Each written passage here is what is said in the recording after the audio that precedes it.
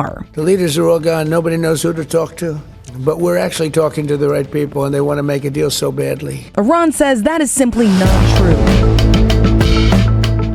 ሰላም ጤና ይስጥልኝ። ዛሬ መጋቢት 16 2018 ዓ.ም ነው። ዓለም በትራምፕ የ5 ቀን ቀጠሮ ውስጥ ሆና ትንፋሿን በዋጠችበት በዚህ ሰዓት ከፔንታጎንና ከቴህራን ምሽግ የወጡ መረጃዎች ሰማይና ምድሩን እያናወጡት ነው። ዛሬ የምነግራችሁ ያልተሰሙ 3000 የኤርቦርን ምርጥ ወታደሮች ለምን ወደ መካከለኛው ምስራቅ ተላኩ? ቦትስ ኦን ዘ ግራውንድ ተጀመረ። አዲሱ የቴህራን መሪ ሙጅተባ ካሚኒ አልሰሩም እየተባሉ ነው። አያቶላዎቹ የተገቡ። እስራኤል አይረን ዶም ውስጥ የነበረውን ሰላይ እንዴት ያዘችው? እስከ መጨረሻው አብራችሁን ቆዩ።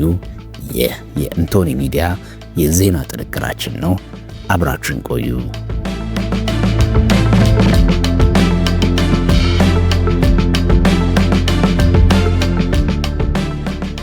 የ3000 ፓራትሩፐሮች ጉዞ፣ የመሬት ወረራው ደጃፍ።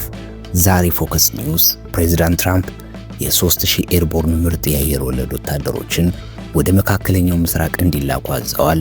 እነዚህ ወታደሮች በ24 ሰዓት ውስጥ የትኛውንም የአየር ማረፊያ ተቆጣጥረው ወረራ የመጀመር አቅም ያላቸው ናቸው።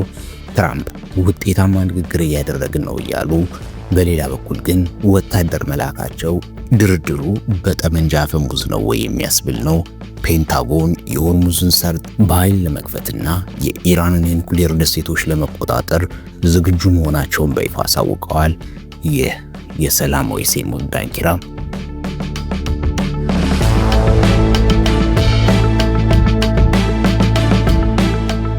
ሙጅተባ ካሚኒ የተገቡ። አዲሱ የኢራን መንፈሳዊ መሪ ተብለው የተሰየሙት ሙጅተባ ካሚኒ አልሰሩ መባላቸውን የእስራኤል ስለላ ምንጮች አረጋግጠዋል።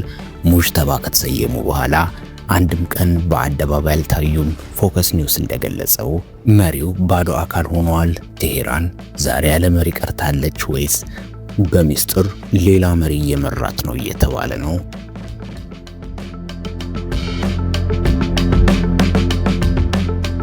በሌላ በኩል በአይረን ዶም ውስጥ የኢራን ሰላይ ተገኘ። ይህ ዜና እስራኤልን አስደንግጧል። የ26 ዓመቱ ራዝ ኮይን የተባለ ዜጋ በአይረን ዶም ውስጥ በመጠባበቂያ ወታደርነት የሚያገለግል ወጣት ለኢራን ሲሰልል ተይዟል። ይህ ሰላይ የአይረን ዶም ሚስጥሮችን ለቴህራን አሳልፎ በመስጠቱ ነው የኢራን ሚሳኤሎች ዲሞናና ራድ ከተሞችን ሰብረው የገቡት የተባለ ነው።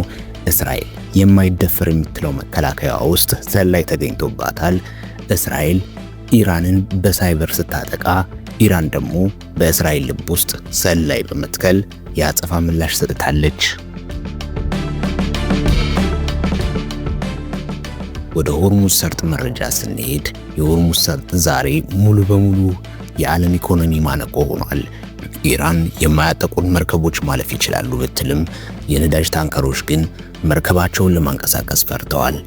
ባንክ ኦፍ ኢንግላንድ የነዳጅ ዋጋ መጨመር የዓለምን ኢንፍሌሽን ወደ ሰማይ እንደሰቀለው አስጠንቅቀዋል። ትራምፕ ኢራን ስጦታ ሰጥታኛለች ያሉት ስለ ድርድር ሳይሆን የኢራን ነዳጅ ተቋማት ከተደመሰሱ በኋላ አሜሪካ ገበያውን ለመቆጣጠር ያላትን እድል በማሰብ እንደሆነ ይገመታል። ጦርነቱ የነጻነት ሳይሆን የነዳጅ ድልድይ ሆኗል።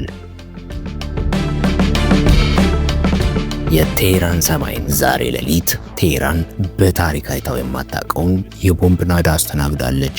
ኦፕሬሽን ኢፒክ ፊውሪ ወይም ታላቁ ቁጣ ወደ መጨረሻው ምዕራፍ ተሸጋግሯል። አሜሪካ ቢቱ ስውር አውሮፕላኖችን በመጠቀም የኢራን የአይቲ እና የደህንነት መሰረተ ልማቶችን አጋይታለች።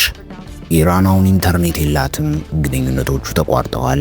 ትራምፕ የሰጡት የ5 ቀን ፎይታ ለኢራን ሳይሆን አሜሪካ የመሬት ወረራ ለመጀመር ዝግጅቷን እንድታጠናቅቅ ያደረገችው ማታለያ እንደሆነ እየተነገረ ነው።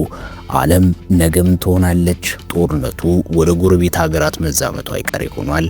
ክቡራትና ክቡራን፣ ትራምፕ ትሩፐሮችን ለምላኩ ሙጅተባ ካሚኒስ እውነት መልቲ ፋንክሽኒንግ ናቸው ወይስ ለትልቅ አጸፋ እየተዘጋጁ ነው? አስተያየታችሁን በኮሜንት አጋሩኝ። ለተጨማሪ ትኩስና ያልተሰሙ መረጃዎች ቻናላችን ሰብስክራይብ ማድረጋችሁ እንዳትረሱ። ሰላም ለዓለማችን ይሁን።